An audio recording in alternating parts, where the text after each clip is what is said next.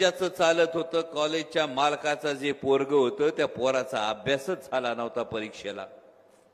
आणि त्या पोराला रोज वाटायचं परीक्षेत नापास होईन का काय, परीक्षेत नापास होईन का काय.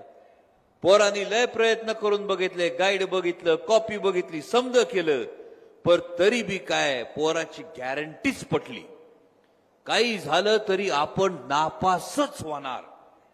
आणि जेव्हा पोराची गॅरंटी पटली तेव्हा त्यांनी बापाला जाऊन सांगितलं, जरा परीक्षा पुढे ढकला ना.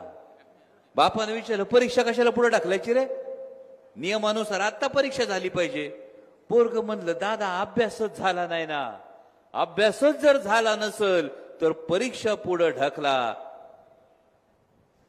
पोरग कोण कळलं का? जी ऑक्टोबर मध्ये व्हायची ती निवडणूक जेव्हा नोव्हेंबर मध्ये होण्याची शक्यता निर्माण झाली, कारण पोराला कळलं महाराष्ट्रातली जनता नापास करणार आहे. आणि म्हणून महायुती सरकारनं त्यांच्या दिल्लीतल्या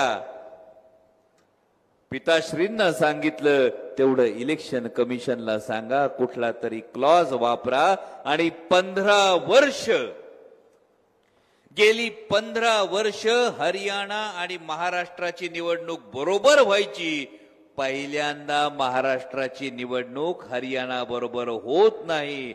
माननीय निवडणूक आयोगानं पाऊस, पितृपक्ष, गणेशोत्सव, दिवाळी कितीही कारणं दिली असली तरी महाराष्ट्रातल्या जनतेला ठाऊक आहे सरकारचं धाकधूक धाकधूक पाकपोक व्हायला लागले आणि म्हणून निवडणूक पुढे ढकलली. एबीपी माझा, उघडा डोळे बघा नीट.